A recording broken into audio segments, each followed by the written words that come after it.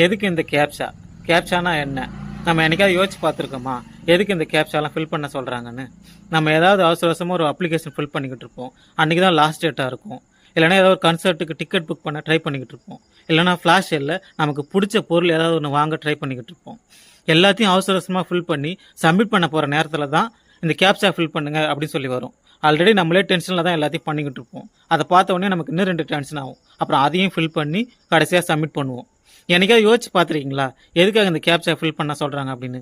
ஆக்சுவலாக இந்த கேப்சா எதுக்கு அப்படின்னா நமக்கு ஹெல்ப் பண்ணுறதுக்காக தான். அது ஏன்னு தெரிஞ்சுக்கிறதுக்கு முன்னாடி முதல்ல இந்த கேப்சானா என்னன்னு தெரிஞ்சுப்போம். இந்த கேப்சா அப்படின்றது ஒரு சிங்கிள் வேர்டு கிடையாது. அது ஒரு அக்ரானிம். கேப்சாவுடைய ஃபுல் ஃபார்ம் என்ன அப்படின்னா, completely automated public during test to tell computers and human apart. அதாவது கம்ப்யூட்டரும் மனுஷனும் வேற வேற அப்படின்னு சொல்றதுக்கு பண்ணக்கூடிய ஒரு டெஸ்ட் தான் இந்த கேப்சா அப்படின்றது. இதை ஏன் யூஸ் பண்ணுறாங்க தெரியுமா? இந்த மாதிரி நம்ம டிக்கெட்டோ இல்லை பொருளோ வாங்க போகும்போது இந்த பாட்னு சொல்லக்கூடிய சின்ன சின்ன ப்ரோக்ராம்ஸ், அதாவது மினி ஏஐ மாதிரி, இதை யூஸ் பண்ணி என்ன பண்ணுவாங்க அப்படின்னா ஒரு செகண்ட்ஸில் எல்லாத்தையும் புக் பண்ணிட்டு போயிடுவாங்க.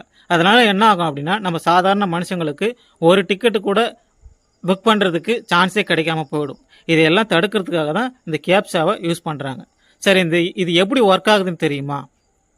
நம்மளுடைய mouse movement, typing style, response பண்ணுற டைமிங்கு, இதெல்லாம் வச்சு தான் இந்த கேப்சா நம்ம மனுஷனா இல்லை பாட்டா அப்படின்றத ஈஸியாக ஐடென்டிஃபை பண்ணுமா.